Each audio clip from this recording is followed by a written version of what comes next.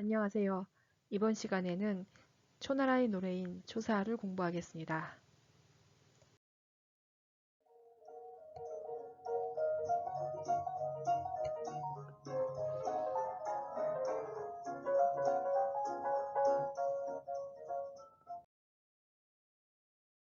이번 시간에 공부하면서 생각해 볼 문제입니다.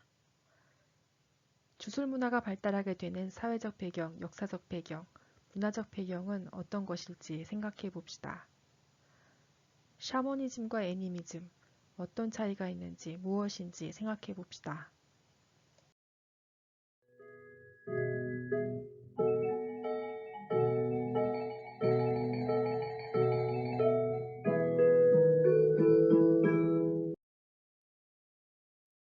이번 시간에 배울 초사는 무엇일까요?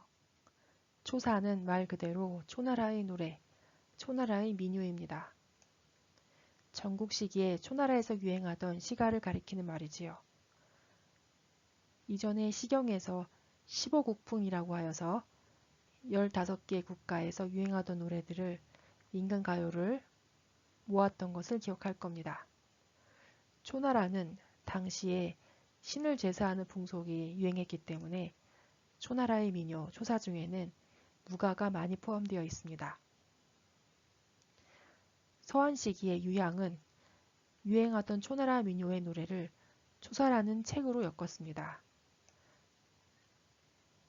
초사라는 이 민요집에는 구런과 송옥, 경차, 회남소산, 동망삭 등 여러 작가의 초사체의 노래들이 수록되어 있습니다. 그러면 초사라는 시가집에는 어떤 작품들이 실려 있는지 살펴봅시다.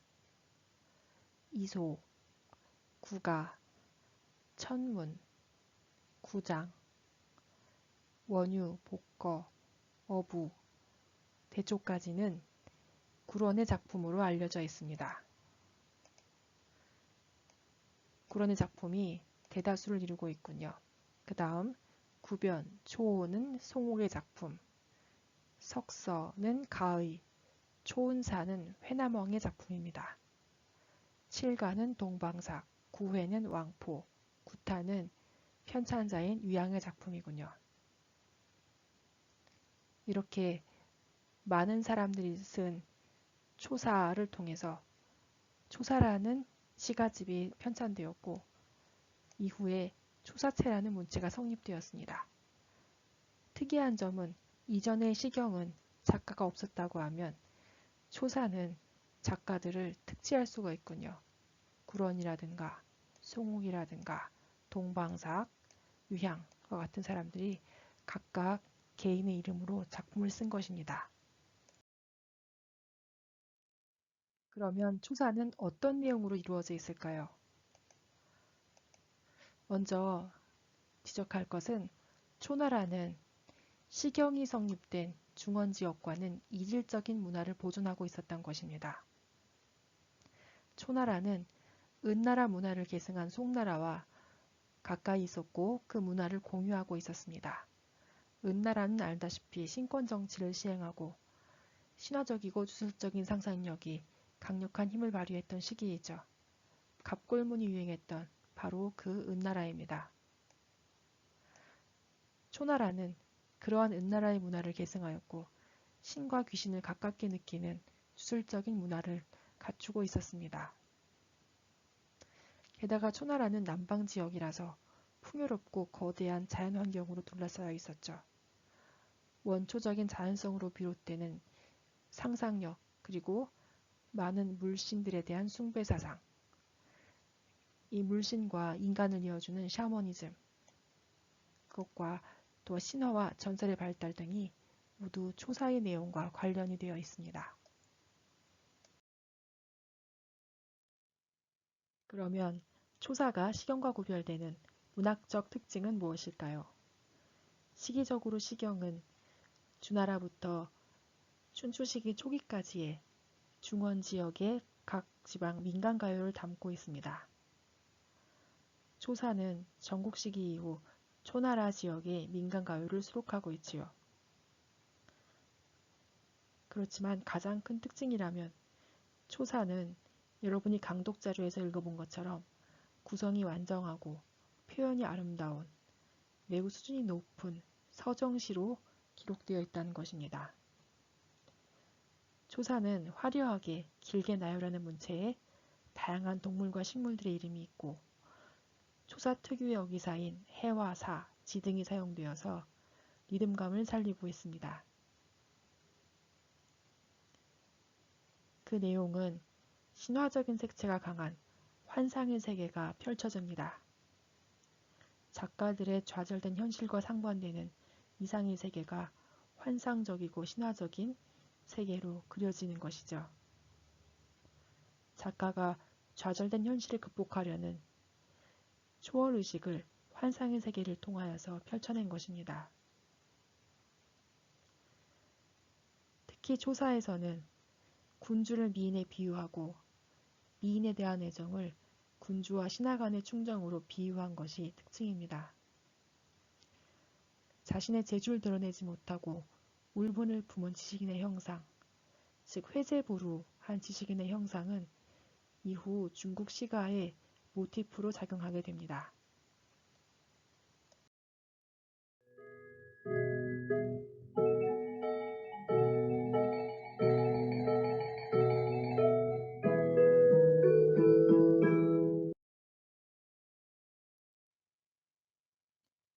초사에 많은 편명을 수록하고 있는 구런은 이름은 평 혹은 정칙이라 하고 자는 영균입니다.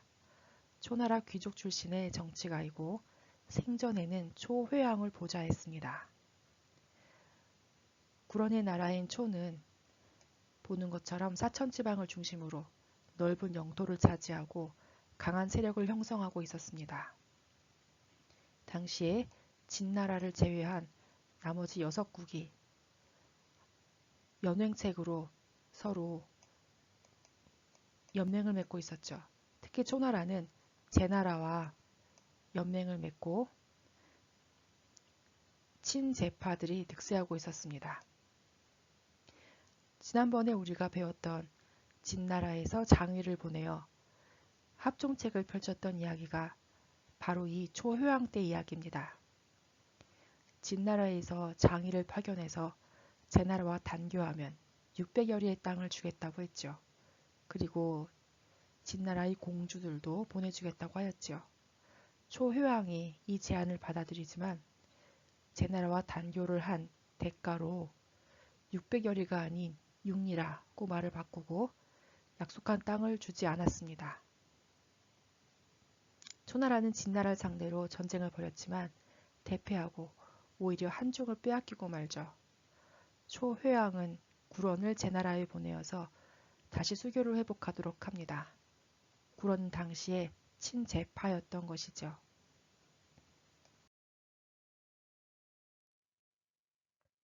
그 이후에 진소왕은 다시 진나라, 초나라 두 나라 왕실 간의 혼인을 제의하며 무관해서 연맹하자고 제안합니다. 구런은 반대하였지만 초회왕은 자란이라는 사람의 말을 듣고 무관으로 가지요. 그렇지만 그 자리에서 붙잡혀서 진나라로 끌려가고 3년 동안 포로 생활하다가 그만 사망하고 맙니다. 초나라는 초회왕의 아들인 경양왕이 즉위하였지만 더욱 친진파가 득세하였고 오히려 그 책임을 구런에게 물어서 구런은 강남으로 추방되었습니다. 구런은 강남에서 9년 동안 떠돌아다니다가 초나라가 멸망했다는 소식을 듣고는 비분을 금치 못해 명나강에 투신하여 자결하고 맙니다.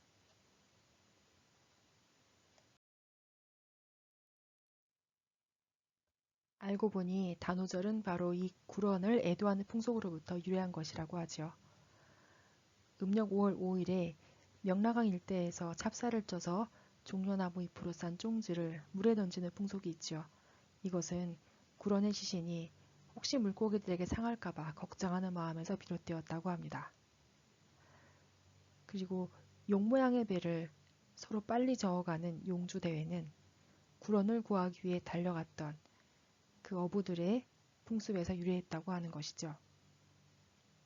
구런이 초나라 지역에서 애국 중심으로 자리 잡았음을 확인할 수 있습니다. 그러면 초사에 실려있는 구런의 작품을 살펴보죠. 먼저 이소 한 편은 구런의 이상과 행적, 현실의 좌절과 울분을 신화적인 세계관으로 표현해낸 작품입니다. 천문 한 편은 우주의 혼돈으로부터 시작해서 신화와 전설, 그리고 역사와 다양한 사물들에 대한 온갖 의문들을 기록한 것이죠. 구가는 초나라 민간의 제사 노래입니다. 구장은 구런이 강남으로 추앙당한 뒤에 군왕을 생각하며 시름에 겨운 충정을 노래한 것이죠. 원유, 복거, 어부 등은 위작일 것으로 의심되지만 일단은 구런의 작품으로 알려져 있습니다. 구런은 초사에서 자신의 마음속에 가득 찬 울분을 거리낌 없이 토해내고 그리고 신화 속의 기이한 이야기들을 인용하여서 자신의 포부와 이상을 자유롭게 노래했습니다. 구런은 전국 시기 최고의 애국자이자 애국시인으로 꼽히는 문학가로 평가받게 되었지요. 단오절의 주인공인 구런은 초사와 더불어서 문학사에서도 높은 평가를 받고 있습니다. 구런은 중국시의 아버지라고 불립니다. 초사 이전에 시경이라는 시가 모음집이 나왔죠. 중국 북방 지역의 민요들을 수록한 시가집이었습니다. 이 시가집은 민가의 소박함은 느낄 수 있었지만 섬세한 개인의 감수성은 느끼기 어려웠죠. 구런은 노래와 음악, 춤으로 엮어진 초나라 무속의 공연, 그 가요를 초사라는 문학 형식으로 발전시켰습니다. 그리고 그로부터 개인의 사상과 감정을 본격적으로 표현해내는 개인 서정시가 발전하기 시작했죠. 특히 현실에서의 불우함, 정치적인 좌절을 초현실적인 환상세계로 표현함으로써 초사의 독특한 품격을 창조한 것으로 인정을 받고 있습니다.